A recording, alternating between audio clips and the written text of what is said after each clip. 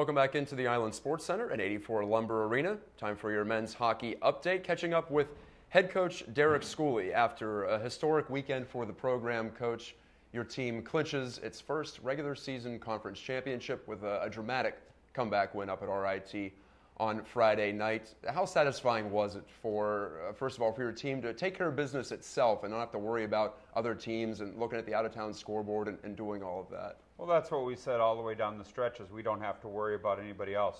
It was all in our control, and to go 8-0-1 down that stretch really shows that our guys really believed in that and got the job done. And you know, as far as gratifying and historic, it's a goal that everybody sets at the beginning of the year, and we were just fortunate enough to have a very good regular season, a season that you know, has produced some streaks. It's produced our all-time program record for wins. But really, at the end of the day, after the game, it was just like another win, because we know what's ahead of us. We know that we still need to win our league tournament to get to the NCAA tournament, which isn't everybody else's goal is to get to the NCAA tournament.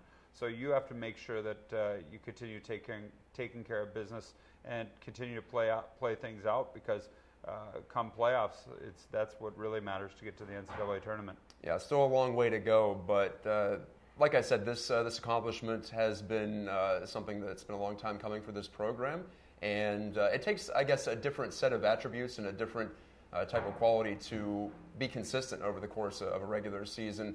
Where did you see your team excel in those areas this year? Well, I mean, it's consistency, yes, and it's a marathon. It's not a sprint, and playoffs will be a sprint to the title. We got to win 4 games. Some teams have to win 6.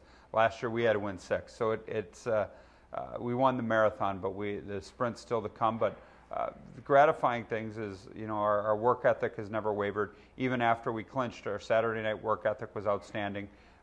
And the way we've played on the road, we're 9-2-2 at home. We're 9-2-2 on the road. That shows you know, a pretty consistent hockey team. And going into tough buildings and going 9-2-2 on the roads, probably more impressive than the 9-2-2 at home.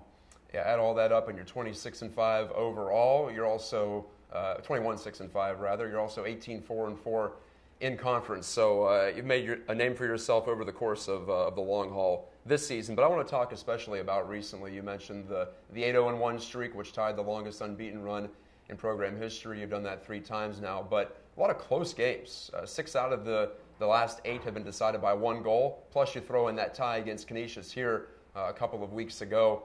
How do you feel that's prepared your team for what it's going to face here as the stakes go even higher? Well, I think one of the things that we've got is we've got the ability to score goals. We've got the ability to produce offense. For the leading scoring team in our conference. We're in the top 5 in the nation offensively. But we've also got the ability to play tight checking games too, and close games, without letting our defense suffer. And our guys have done a good job always believing that the game is never over. And we've been down a couple, come back and get a tie. We've been down a couple, come back and get a win.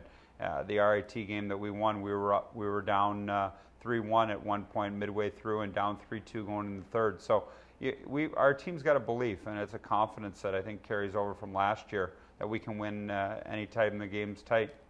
Now we go into this final weekend of the regular season, and some symmetry. You started the conference season with a home-and-home against Niagara, and you come back right here in late February, and you have a home-and-home. You go up there first and return here.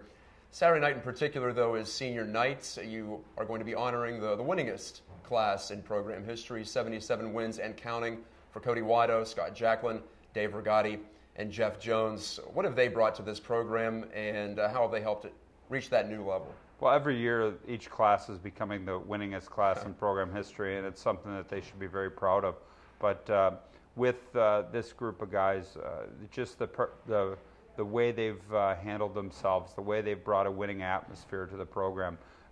You know, you can never take away the playoff championship, and now you add a regular season championship on top of it. You know, they're an offensive group, and they're a group that has done a lot of very good things. Cody Wido, our all-time leading scorer, Scott Jacklin, a 100-point guy, Jeff Jones, a 50-point guy. And then you throw the work ethic of David Rigatti, that's been a captain for 2 years, and Cody being a captain for 2 years, just brings an intangible to that group that something special. And it'll be hard to replace the group of 4 guys that are playing their last regular season home game on Saturday night. the team you face has had a disappointing season. Niagara usually up there in Atlantic hockey or College Hockey America, whatever league they have been in. Only 4 wins so far, but they had a really nice weekend against Air Force back at home for them last weekend, winning one and coming back to get a 4-4 tie against the Falcons, who you know to be a tough club as well. What can we expect from this weekend? Well, they're a lot better hockey team than their record, and you know we've played a lot of hockey games against us, and consider them one of our primary rivals. Playing all the games we did against them in the CHA, and now playing with them in Atlantic hockey.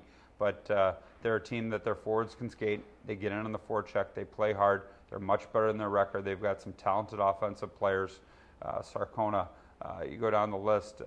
You got Sarcona, and you got their senior Alfieri, who just got hurt. You got guys down the list that have produced a lot for their team in previous years, and they're just struggling for whatever reason it has been to get it going. That being said, they've got it going now. They had a great weekend against Air Force.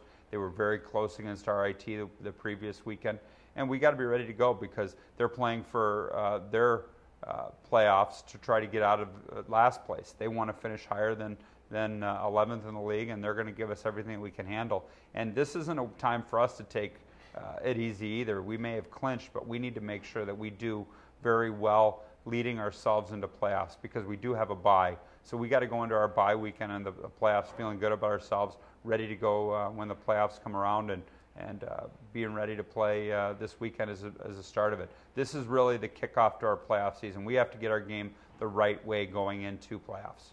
This will be your last chance to catch the Colonials, 20th ranked in the nation, and until playoffs, regular season. Yeah, I mean for 2 weeks. I was going to say.